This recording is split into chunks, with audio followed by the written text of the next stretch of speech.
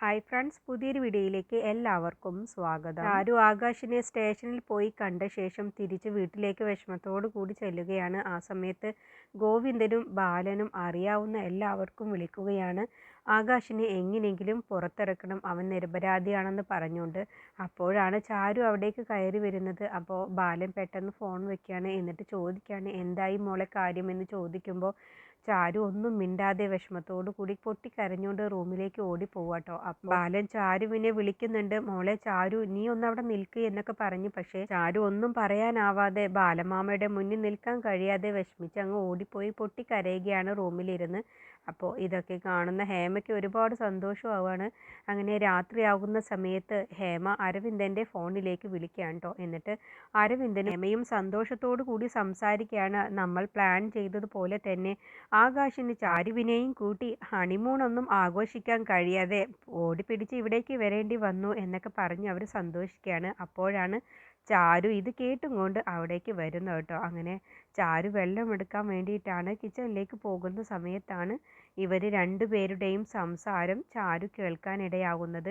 അങ്ങനെ ചാരു ഇവർ സംസാരിക്കുന്നതെല്ലാം തന്നെ കേൾക്കുകയാണ്. അപ്പോൾ ഹേമയാണ് ഇതിൻ്റെ പിറകിൽ കളിച്ചത് എന്നുള്ള കാര്യം ചാരുവിന് മനസ്സിലാവാണ്. അരവിന്ദിനെ ഓഫീസിലേക്ക് വിട്ടതും എന്നിട്ട് ആകാശിൻ്റെ പേര് പറയിപ്പിച്ചതും അത്രയും അധികം പ്രശ്നങ്ങൾ അരവിന്ദ് അവിടെ ഉണ്ടാക്കിയതും എല്ലാം കാരണം ഈ ഹേമയാണ് എന്നുള്ള കാര്യം ചാരുവിന് മനസ്സിലാവാണ്. അപ്പോൾ ഇതൊക്കെ ഇവർ സംസാരിക്കുന്നത് കേട്ട് ചാരു അങ്ങ് തരിച്ചു നിന്നു പോവുകയാണ്.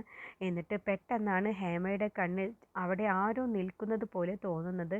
അപ്പോഴത്തേക്കും ചാരു അവിടെ നിന്നങ്ങ് മാറി നിൽക്കുകയാണ് കേട്ടോ. എന്നിട്ട് ഹേമ അവിടേക്ക് വരികയാണ്. ഇവിടെ ആരോ എന്നെ നോക്കി നിൽക്കുന്നത് പോലെ എനിക്ക് തോന്നിയല്ലോ എന്നൊക്കെ മനസ്സിൽ ചിന്തിച്ചുകൊണ്ട് എന്നിട്ട് അവിടെയൊക്കെ തിരയുന്നു നോക്കുന്ന സമയത്ത് ആരെയും കാണുന്നില്ല. അപ്പോൾ വീണ്ടും ഹേമ അരവിന്ദുമായി സംസാരിക്കുകയാണ്. അല്ല അമ്മ എന്താ കുറച്ചു നേരം മിണ്ടാതിരുന്നത്, എന്തു പറ്റിയെന്ന് ചോദിക്കുമ്പോൾ അല്ല എന്നെ ആരോ അവിടെ നിന്ന് നോക്കുന്നത് പോലെ എനിക്ക് തോന്നി, പക്ഷേ ഞാൻ അവിടെ ചെന്ന് നോക്കുമ്പോൾ ആരെയും കാണുന്നില്ല, എനിക്ക് തോന്നിയതാണ്. അപ്പോൾ അരവിന്ദ് പറയണേ, എന്തായാലും നമ്മുടെ പ്ലാൻ എന്തായാലും വിജയിച്ചു, ഇനി ആകാശ് ഒരിക്കലും പുറത്തിറങ്ങരുത്, അവൻ ചാരുവുമൊത്ത് സന്തോഷത്തോടു കൂടി ജീവിക്കുകയും ചെയ്യരുത്.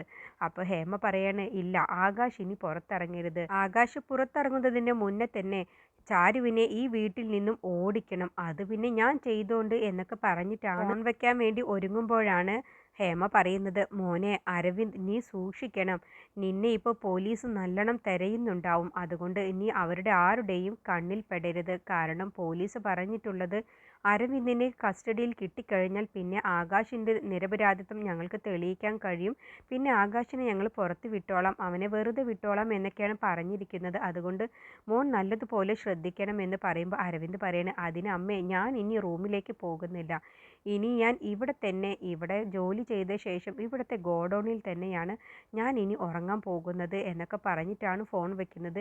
അങ്ങനെ ചാരു എല്ലാ കാര്യവും മനസ്സിലാക്കിയ ശേഷം ചാരു റൂമിലേക്ക് ചെല്ലാണ്. എന്നിട്ട് സ്വയം മനസ്സിൽ ചിന്തിക്കുകയാണ്, അക്കുചേട്ടൻ ഒരു തെറ്റും ചെയ്തിട്ടില്ല, എന്നിട്ടാണ് അക്കുചേട്ടന് ഇങ്ങനെയുള്ള ശിക്ഷകൾ അനുഭവിക്കേണ്ടി വരുന്നത്.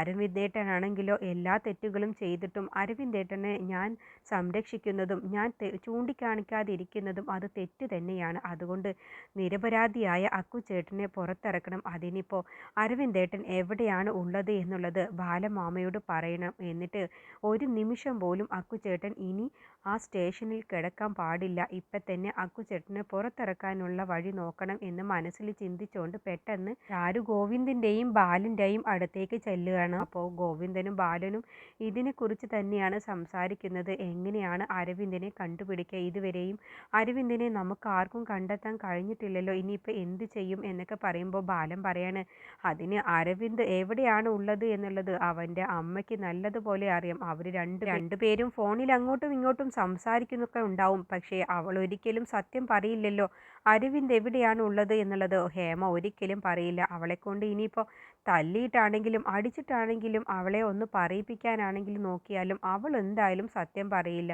ഇനിയിപ്പോൾ എന്താണ് ഒരു മാർഗം എന്നൊക്കെ ആലോചിച്ച് നിൽക്കുകയാണ്. അപ്പോഴാണ് ചാരു അവിടേക്ക് വരുന്നത്.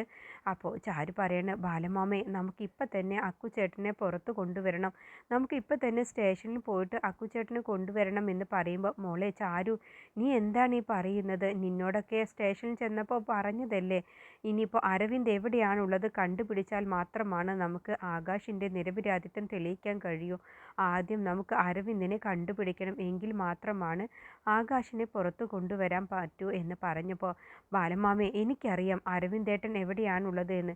എന്താ ചാരു നീ പറയുന്നത്? അതെ ബാലമാമേ, എനിക്കറിയാം അരവിന്ദേട്ടൻ എവിടെയാണ് ഉള്ളത് എന്ന്. ഞാൻ കാണിച്ചു തരാം അരവിന്ദേട്ടൻ ഉള്ള സ്ഥലം. നമുക്ക് അവിടേക്ക് പോവാം എന്ന് പറഞ്ഞ് 3 പേരും കൂടി പോവാൻ ഒരുങ്ങുമ്പോൾ ഗോവിന്ദൻ പറയാണ്, ബാല, ആദ്യം നമുക്ക് ഇതിനെക്കുറിച്ച് സ്റ്റേഷനിൽ വിളിച്ച് പറയണം. അല്ല എന്നുണ്ടെങ്കിൽ ശരിയാവില്ല.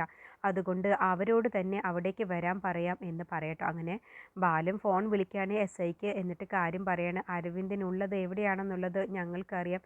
എൻ്റെ മരുമകൾ ചാരു പറഞ്ഞു തരും എന്ന് പറഞ്ഞ് ചാരുവിന് ഫോൺ കൊടുക്കുകയാണ്. അപ്പോൾ ഫോണിലൂടെ ചാരു ഇന്ന സ്ഥലത്താണ് എന്ന് പറഞ്ഞു കൊടുക്കുകയാണ്. അങ്ങനെ പോലീസുകാരും അവിടേക്ക് വരികയാണ് കേട്ടോ. അപ്പോഴത്തേക്കും ബാലനും ഗോവിന്ദനും ചാരുവും കൂടി അവിടേക്ക് വരികയാണ്. അപ്പോൾ അരവിന്ദൻ അവിടെ ഒരു കാറ് കഴുകിക്കൊണ്ടിരിക്കുകയാണ്. പെട്ടെന്നാണ് പോലീസിനെയും അച്ഛനെയും കാണുമ്പോൾ അരവിന്ദ് അവിടെ നിന്നും ഓടി രക്ഷപ്പെടാൻ വേണ്ടി നോക്കുകയാണ്. അപ്പോഴത്തേക്കും പോലീസുകാരൊക്കെ ഓടുകയാണ്.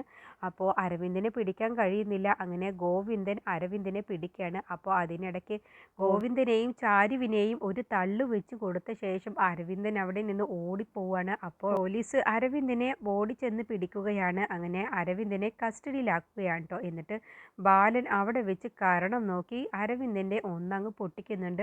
എന്നിട്ട് എല്ലാവരും കൂടി സ്റ്റേഷനിലേക്ക് ചെല്ലുകയാണ്. അപ്പോൾ ആകാശ് അരവിന്ദിനെ കണ്ടപ്പോൾ ഇവനെ ഇവിടെ നിന്ന് കിട്ടി എന്നുള്ള ഭാവത്തിലാണ് കേട്ടോ നോക്കുന്നത്. അപ്പോൾ അരവിന്ദൻ അഭിനയിച്ചുകൊണ്ട് ആകാശേ എന്ന് പറഞ്ഞ് ചെല്ലുമ്പോൾ പോലീസ് പറയണ, മതി നിൻ്റെ അഭിനയമൊക്കെ.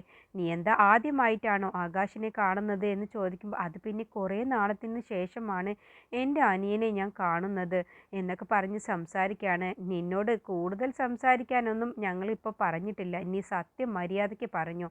നീ എന്തിനാണ് അങ്ങനെ അവിടെ പോയി ചെയ്തത്? ആര് പറഞ്ഞിട്ടാണ് എന്നൊക്കെ ചോദിക്കുമ്പോൾ, അയ്യോ സാറേ, ഞാൻ അതിന് അവിടേക്കൊന്നും പോയിട്ടില്ല. എനിക്ക് അവിടുത്തെ ഒരു കാര്യവും അറിയില്ല. എന്തിനാണ് സാറേ എന്നെ വെറുതെ പ്രതിയാക്കുന്നത്? ഞാനൊന്നും അറിഞ്ഞിട്ടില്ല. ഞാൻ അവിടെ പിയൂണിനെ പോയിട്ട് അടിക്കുകയോ ഒന്നും ചെയ്തിട്ടില്ല. സാറ് പറയുമ്പോഴാണ് ഞാൻ തന്നെ ഇതൊക്കെ അറിയുന്നത്. അപ്പോൾ പോലീസ് പറയണ, അരവിന്ദ്, നീ നുണ പറഞ്ഞ് രക്ഷപ്പെടാനൊന്നും നോക്കണ്ട. അവിടുത്തെ CCTV ദൃശ്യങ്ങൾ എല്ലാം തന്നെ നീ അവിടെ ചെന്നതിനും നീ അവിടുത്തെ പിയൂണിനെ ഉപദ്രവിക്കുന്നതും എല്ലാം തന്നെ CCTVയിൽ പതിഞ്ഞിട്ടുണ്ട്. ഇനി നിനക്ക് രക്ഷപ്പെടാനൊന്നും കഴിയില്ല എന്ന് പറഞ്ഞപ്പോൾ, അയ്യോ സാറ് ഇപ്പോൾ ഇങ്ങനെയാണോ പറയുന്നത്? CCTVയിൽ പതിഞ്ഞിട്ടുണ്ടെങ്കിൽ ഇനിയിപ്പോൾ ഞാൻ എന്ത് പറഞ്ഞിട്ടും കാര്യമില്ല. എന്നാൽ സാറ് പറയുന്നത് പോലെ ഞാൻ അങ്ങ് സത്യം പറഞ്ഞോളാം. ഞാനും ആകാശും കൂടി പ്ലാൻ ചെയ്തിട്ടാണ് ഇങ്ങനെ ഒരു കാര്യം ചെയ്തത്.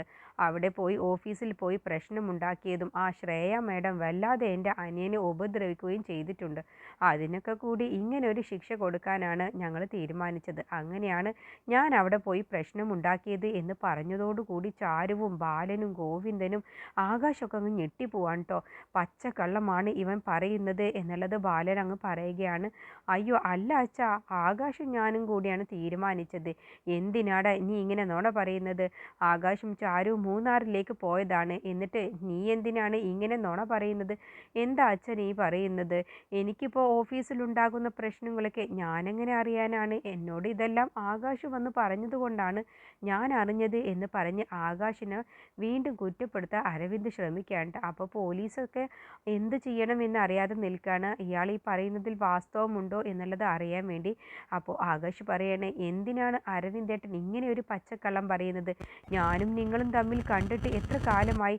നിങ്ങൾ എവിടെയാണ് താമസിക്കുന്നത് എന്ന് പോലും എനിക്കറിയില്ല. അയ്യോ ആകാശ്, നീ എന്തിനാ ഇങ്ങനെ പച്ചക്കള്ളം പറയുന്നത്?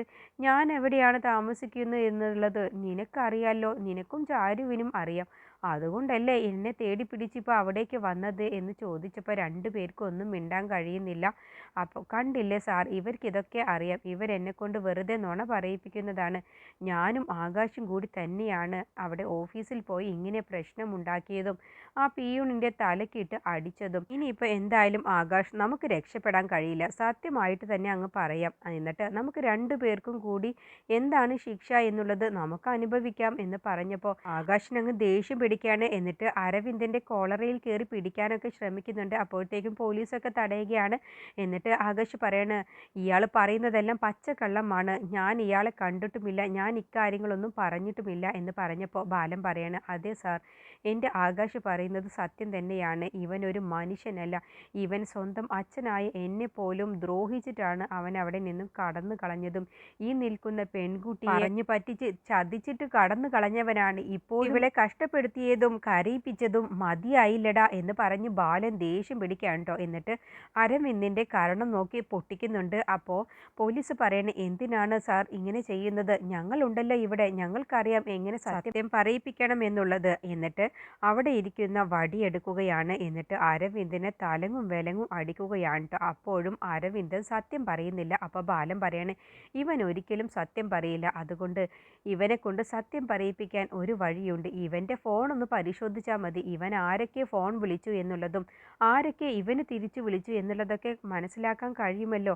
അപ്പോൾ അറിയാലോ ആകാശ് ഇതിൻ്റെ പിറകിലുണ്ടോ എന്നുള്ളത് എന്ന് പറഞ്ഞപ്പോൾ അരവിന്ദൻ അങ്ങ് ഞെട്ടിപ്പോട്ടോ. അയ്യോ, ഇയാളിപ്പോൾ ഈ പറഞ്ഞു കൊടുത്തത് അതിപ്പോൾ അമ്മയ്ക്കിപ്പോൾ ദോഷമായി മാറുമല്ലോ. ഞാനും അമ്മയും കൂടി സംസാരിക്കുന്നതൊക്കെ ഇതിൽ കോളുള്ളതാണ്. ഞാൻ അമ്മയുടെ പേര് സേവ് ചെയ്തതും വെച്ചതാണ്. അതുകൊണ്ട് ഇതിൽ നിന്നും ഇപ്പോൾ രക്ഷപ്പെടണമെങ്കിൽ, അമ്മയെ രക്ഷിക്കണമെങ്കിൽ ഇപ്പോൾ ഇതേ ഒരു മാർഗമുള്ളൂ. ഞാൻ തന്നെ സ്വയം കുറ്റം ഏറ്റെടുക്കും. അല്ല എന്നുണ്ടെങ്കിൽ അമ്മയ്ക്ക് കൂടി അത് ദോഷം ചെയ്യും എന്ന് മനസ്സിൽ ചിന്തിച്ചുകൊണ്ട് അരവിന്ദ് പറയണ്, അത് വേണ്ട സാർ, എൻ്റെ ഫോണൊന്നും പരിശോധിക്കേണ്ട, അതിൽ പ്രത്യേകിച്ചൊന്നുമില്ല. പക്ഷേ സത്യം ഞാൻ പറയാം, ഞാൻ തന്നെയാണ് എല്ലാം ചെയ്തത്.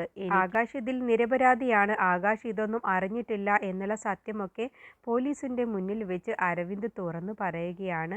ഇനി ആകാശിനെ വെറുതെ വിടും. എന്നിട്ട് വീട്ടിലെത്തിയ ശേഷം ഇനിയിപ്പോൾ സൗമ്യ ആകാശിനെ വിളിക്കും. എന്നിട്ട് ചാരുവിൻ്റെ ദേഹത്തേക്ക് ശ്രേയ ചായ ഒഴിച്ച ആ കാര്യം പറയൂട്ടോ. അത് കേട്ടതോടുകൂടി ആകാശ് അങ്ങ് ഞെട്ടിപ്പോവാണ്. അങ്ങനെ ആകാശ് തിരിച്ച് ശ്രേയനെ കാണാൻ ചെല്ലുന്നുണ്ട്. എന്നിട്ട് ശ്രേയയുടെ ദേഹത്തേക്കും ആകാശ് ചായ എടുത്ത് ഒഴിക്കുന്നുണ്ട്. അതിനെക്കുറിച്ചുള്ള റിവ്യൂ അടുത്ത വീഡിയോയിൽ പറയാം.